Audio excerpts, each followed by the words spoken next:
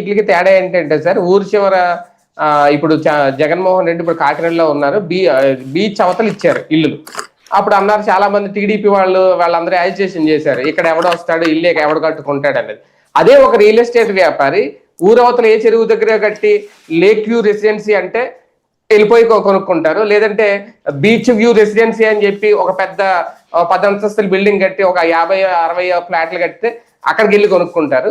కానీ అదే గవర్నమెంట్ అక్కడ ఇస్తే మాత్రం జగన్ ఇస్తే దాన్ని తప్పు పెట్టారు. ఇప్పుడు ఈ అమ్మేసుకోవడం వల్ల అలాంటి వెంచర్స్ పెరుగుతాయా అనేది నా ఉద్దేశం. లేబర్ ఏరియాలో వెంచర్ పెరగడం అనేది ఉండదండి. నేను చెప్పాను కదా, లేబర్ ఏరియా మధ్య తరగతి ఏరియా అవుతుంది. ఇప్పుడు నేను చెప్పిన సింగనగర్ ఏరియా ఒకప్పుడు లేబర్ ఏరియా, వీళ్ళందరినీ తీసుకెళ్ళి అక్కడ పెట్టారు. ఇప్పుడు అది మిడిల్ క్లాస్ ఏరియా.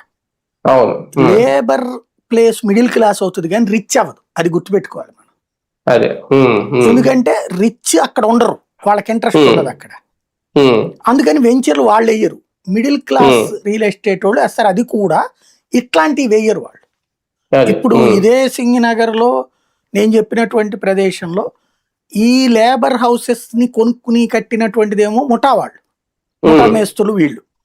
ఆ పక్కన ఉన్నటువంటి ఖాళీ స్థలాన్ని కొని ఉడా వాళ్ళయ్యి వీళ్ళు మామూలు రియల్ ఎస్టేట్ వెంచర్లు వేసారు. రియల్ ఎస్టేట్ వాళ్ళు ఓ ఫ్లాట్ కొనుక్కోవడం, ఇల్లు కట్టించి అమ్మటం, అట్లాగా.